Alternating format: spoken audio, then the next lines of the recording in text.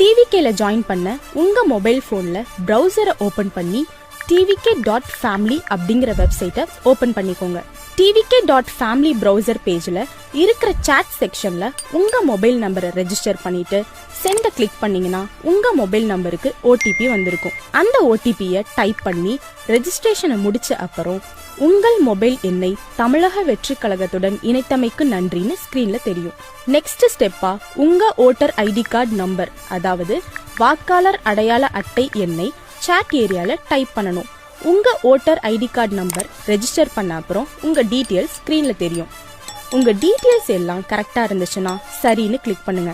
உங்களோட digital membership கார்டுல உங்களோட போட்டோவை அட்டாச் பண்ணணும்.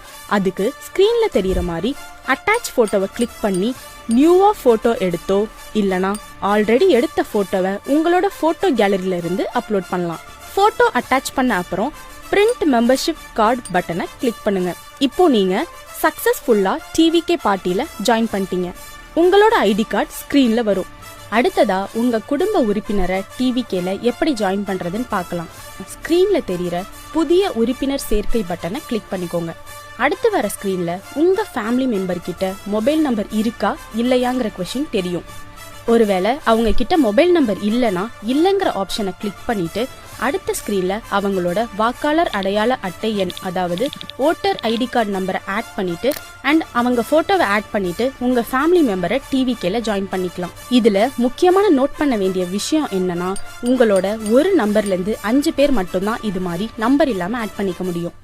எல்லாரும் விருப்பப்பட்டீங்கன்னா ஜாயின் பண்ணுங்க.